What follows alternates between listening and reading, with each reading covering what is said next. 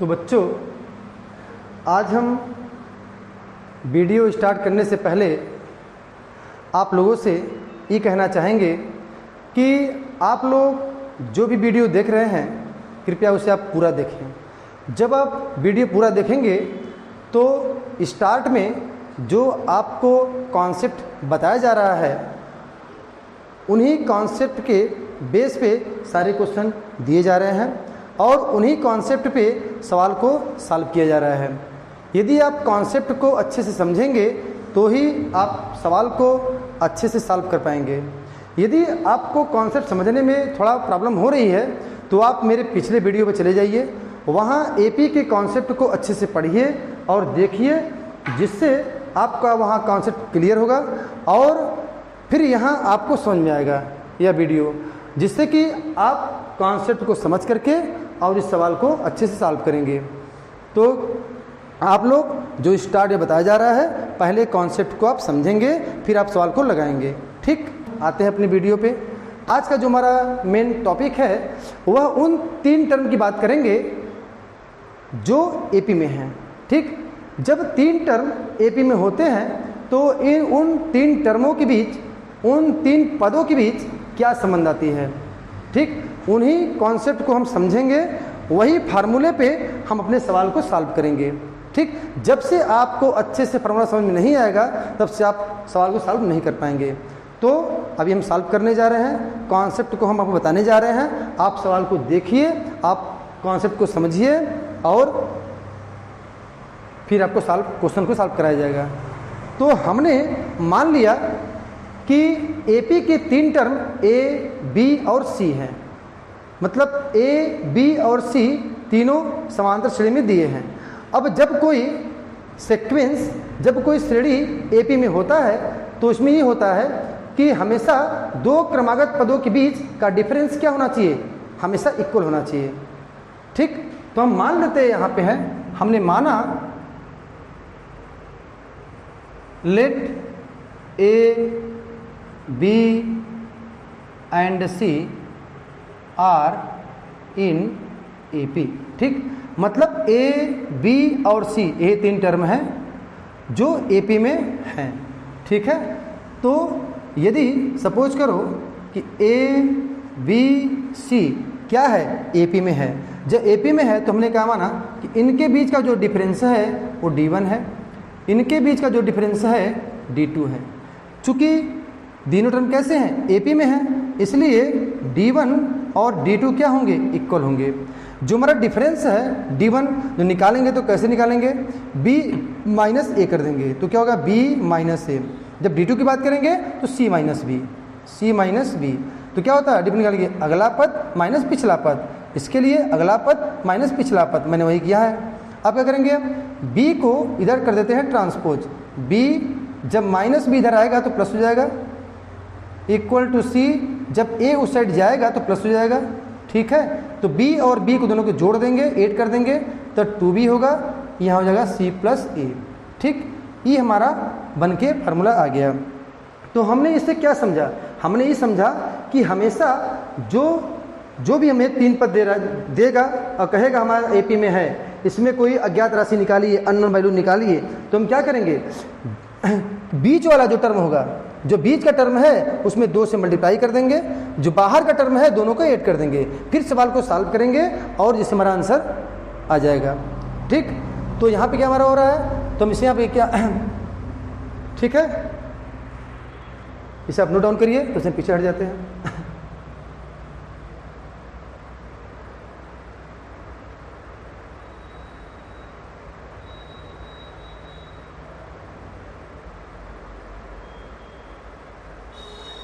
ठीक,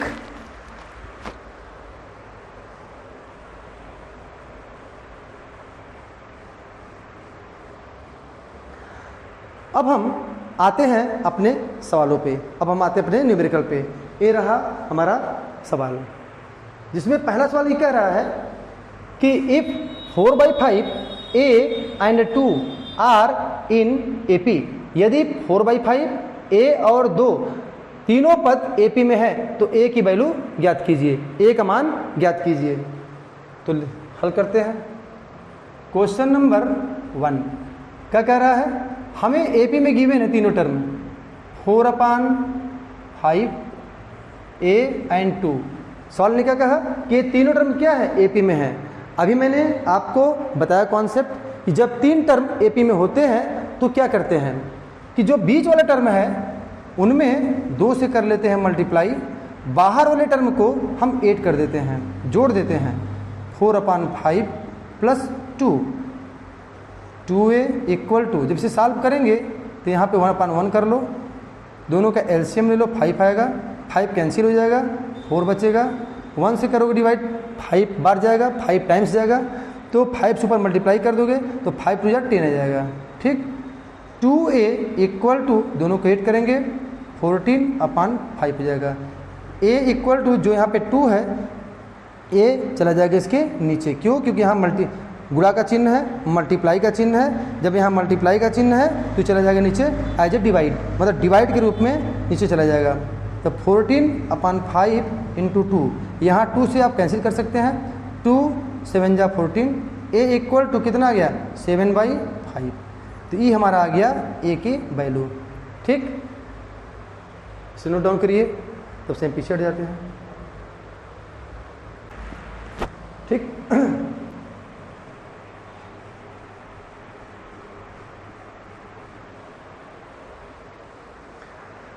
अब हम देखते हैं अपना नेक्स्ट सवाल।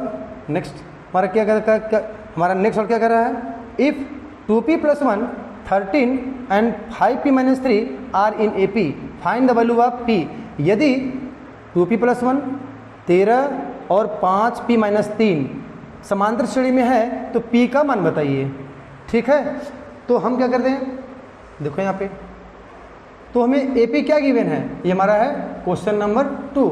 ठीक, AP क्या कर रहा है 2p + 1 13 5p - 3, ये तीनों टर्म क्या है AP में है। आ गया तीन टर्म, जब हमारा तीन टर्म दे दिया AP में, तीनों टर्म AP में है तो क्या करेंगे हम, जो बीच वाला टर्म है, जो हमारा बीच वाला टर्म है उसमें 2 से मल्टीप्लाई कर देंगे, इक्वल टू का चिन्ह लगाएंगे, बाहर वाले टर्म को क्या करेंगे जोड़ देंगे।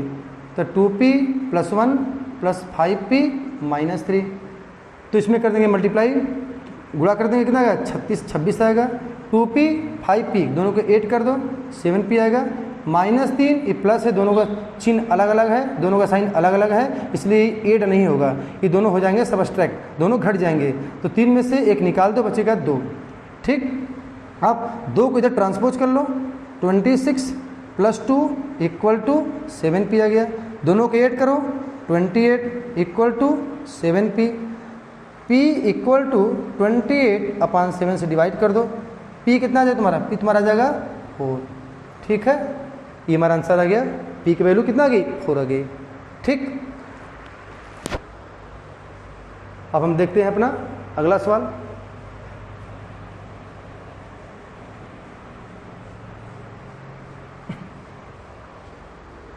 अब आप क्वेश्चन नंबर 3, क्वेश्चन नंबर 4 को आप खुद सॉल्व करेंगे। ठीक, हम सॉल्व कर रहे हैं, हम सॉल्व कर रहे हैं क्वेश्चन नंबर 5, यह हम आपके लिए छोड़ रहे हैं, ये आप खुद सॉल्व करेंगे। ठीक, अब देखिए क्वेश्चन नंबर 5। अब मेरा क्वेश्चन नंबर 5 क्या है, क्वेश्चन नंबर 5 भी कह रहा है डिटरमाइन के, मतलब के की वैल्यू करिए, निर्धारित करिए, मतलब के का मान निकालिए। कब, जब तुम्हें यह और यह तीनों टर्म क्या दिए हैं, एपी में दिए हैं। ठीक, जब 3 टर्म एपी में दिया है तो के का मान ज्ञात कीजिए। चलो सॉल्व करते हैं।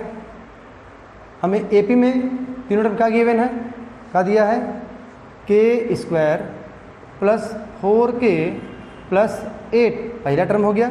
सेकंड क्या है 2k² + 3k + 6, हमारा लास्ट कितना है 3k² + 4k + 4। ओके, ये हमारे तीनों टर्म एपी में है। ठीक, हम क्या करेंगे, जो बीच वाला जो टर्म है उसमें 2 से मल्टीप्लाई कर देंगे, तो 2k² + 3k + 6, बीच वाले टर्म में क्या लिखा, बीच वाला पद लिख दिया, 2 से यहाँ कर दिया मल्टीप्लाई। ठीक, अब करेंगे जो बाहर के टर्म है उनको 8 कर देंगे, k² plus 4k plus 8 plus 3k square plus 4k plus 4। ठीक, यहाँ 2 से कर दें मल्टीप्लाई, कितना जाएगा 4k square 6k plus 12 equal to k square, यहाँ है 3k स्क्वायर। दोनों का करें, दोनों की डिग्री सेम है, दोनों का घात बराबर है, क्या करें दोनों को जोड़ देंगे तो 3k स्क्वायर और k कितना हो जाएगा 4k स्क्वायर। यहाँ 4k और 4k दोनों हो जाएंगे 8k। ठीक, यहाँ 8 प्लस दोनों को ऐड कर देंगे, कितना आ जाएगा 12। अब 4k स्क्वायर, अब 4k स्क्वायर कैंसिल हो जाएगा, क्या हुआ 4k प्लस 12, देखो ये भी कैंसिल हो जाएगा। ठीक है, नेक्स्ट अब 6k, उधर क्या बचा 8k। अब क्या होगा हमारा 0 equal to 8k minus 6k, 0 equal to कितना आ जाएगा 2k, k कितना आ जाएगा 0। ठीक है, तो ये हमारा आंसर आ गया, k की वैल्यू कितना आ गई 0 आ गई। इसे नोट डाउन करो, उसे पीछे हट जाते हैं हम।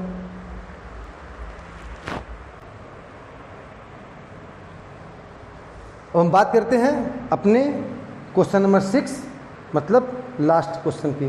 तो लास्ट क्वेश्चन में क्या है, k plus 2 4k minus 6 and 3k minus 2 are in AP, मतलब ये तीनों टर्म क्या दिए हैं AP में दिए गए हैं और क्या मान निकालनी है k।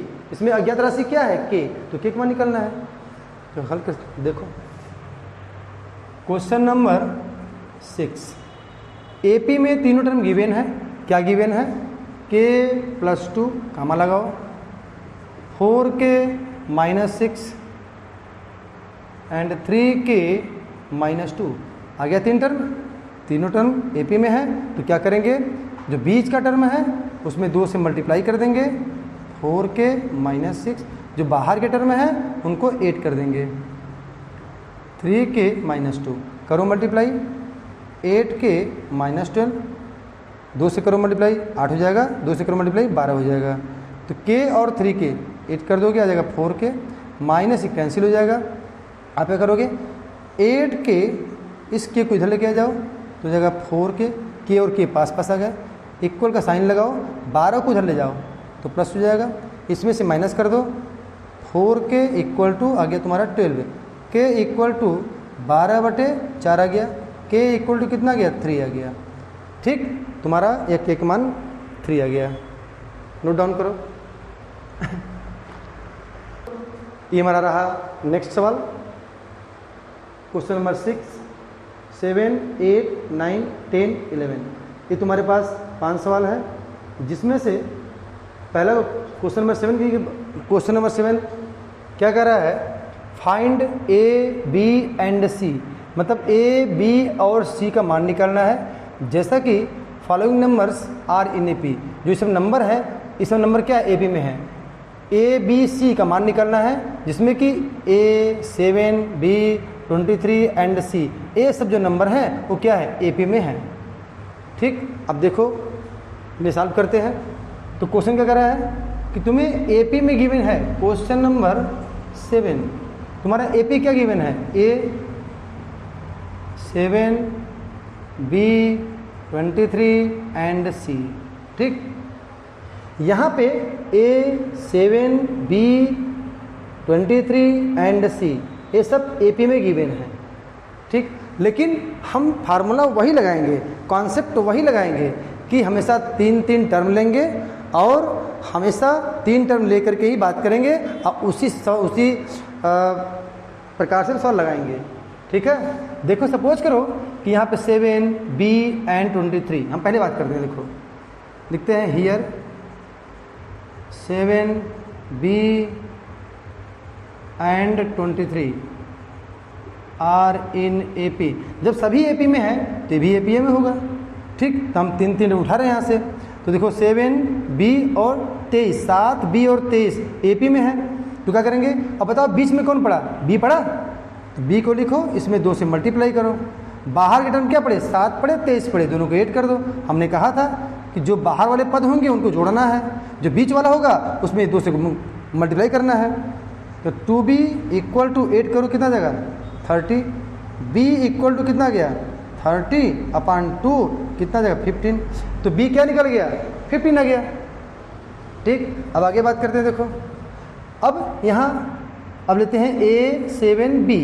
देखो यहाँ भी तुम्हारा 3 टर्म हो जाएगा यहाँ पे, तो लिखते हैं here A7 and B are in AP। यहाँ A7 और B भी क्या है, AP में है, तो बीच में कौन पड़ा, 7 पड़ा, लिख दो। 7 में 2 से मल्टीप्लाई कर दो। बाहर की टर्म कौन पड़े, A पड़ा और B पड़ा, तो बाहर वाले टर्म को जोड़ दो, तो कितना आ जाएगा 14 equal to A plus B।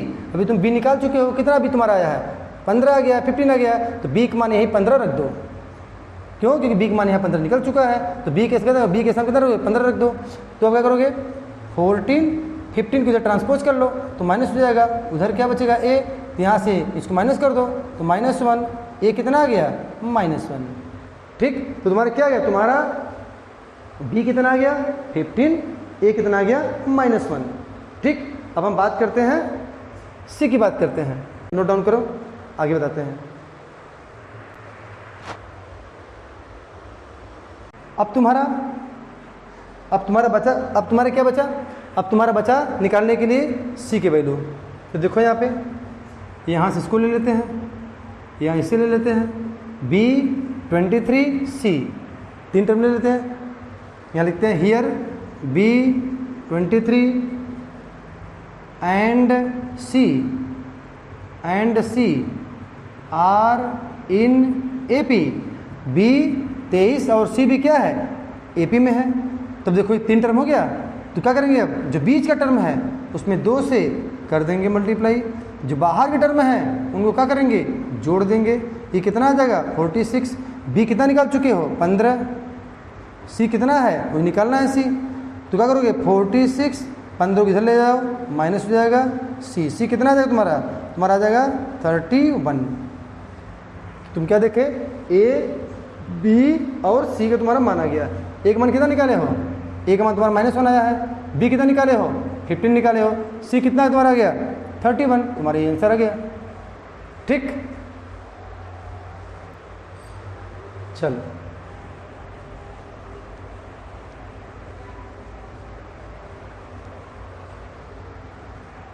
अब हम बात करते हैं क्वेश्चन नंबर 8 की। क्वेश्चन नंबर 8 में क्या कर रहा है, for what value of K will the consecutive terms इतना इतना एंड इतना आर फ्रॉम ऑन AP। मतलब ये तीनों टर्म AP में गिवन है और जिसमें कि तुम्हें K का मान निकालना है। तीनों टर्म, यह टर्म और यह टर्म तीनों AP में गिवन है, K निकालना है। इसे तुम खुद करोगे और यहाँ भी तुम खुद सॉल्व करोगे, यहाँ भी तुम खुद सॉल्व करोगे। इन तीनों को सॉल्व करो और जो तुम्हें क्वेश्चन न आए अपने कमेंट बॉक्स में लिखो। ठीक, तो हम क्वेश्चन करते हैं लास्ट क्वेश्चन नंबर, बात करते हैं अपने 11 की बात करते हैं। अब देखो हमारा क्वेश्चन नंबर 11 क्या कर रहा है, चलो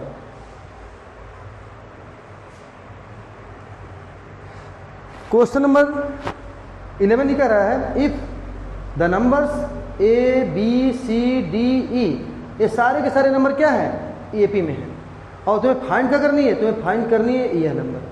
ठीक है, तुम्हें फाइंड करनी है ये नंबर। चलो अब देखो तुम्हें AP में क्या गिवन है, क्वेश्चन नंबर 11। ओके, तो AP क्या है, A B C D और E। ठीक, अब यहाँ पे हम थोड़ा टॉपिक को चेंज करेंगे अपने हम। अब देखो यहाँ पे क्या करेंगे, हम चाहे तो 3 टर्म लेकर सवाल लगा सकते हैं। ठीक, लेकिन इस सवाल को हम तुम्हें और थोड़ा कर देते हैं, सिंपलीफाई कर देते हैं और तो लगा देते हैं सरल तरीके से। देखो सपोज करो तुम्हें मान लो, अच्छा तुम्हें AP का फर्स्ट टर्म तुम्हें पता हो, फर्स्ट टर्म AP का तुम्हें जो हमारा फर्स्ट टर्म है जो पहला पद है पता हो A। तुम्हारे पास किसी AP का पहला पद क्या है A। जो तुम्हारा कॉमन डिफरेंस है, जो तुम्हारा सर्वांतर है, तुम्हारा कॉमन डिफरेंस है हमने मान लो D है। ठीक, जब तुम्हें AP का पहला पद A हो, कॉमन डिफरेंस तुम्हारा कितना हो D हो, तो तुम्हें AP बनाना हो तो कैसे बनाओगे, A पहला पद लिख दो, जो डिफरेंस है उसे 8 करते चले जाओगे, मतलब कितना होगा अगला A प्लस D।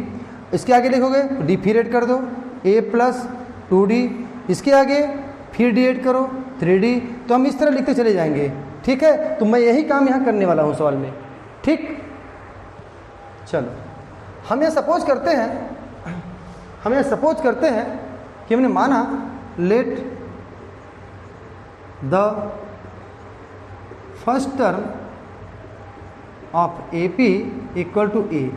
ठीक, ये खुद गिवन है, या तो हम चेंज करते हैं, यहाँ लिखते हैं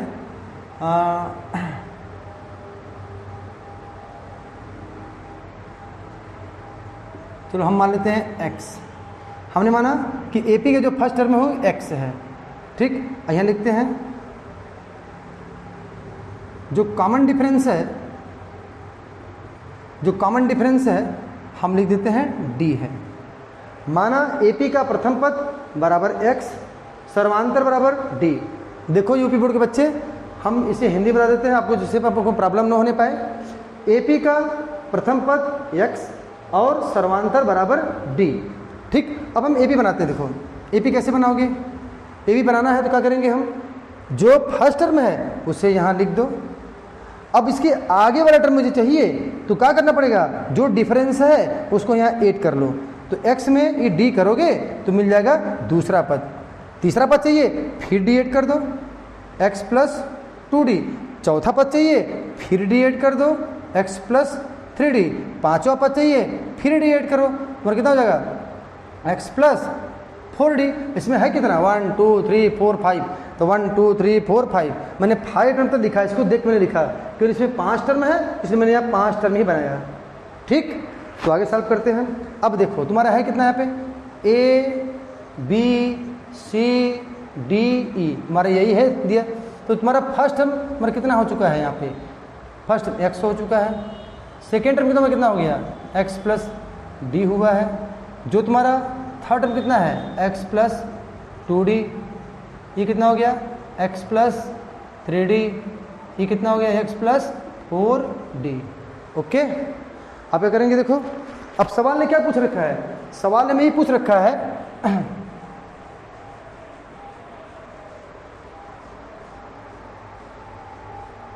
चलो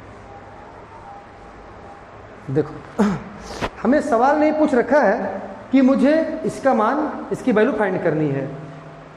तो क्या है यहाँ पे a माइनस 4b प्लस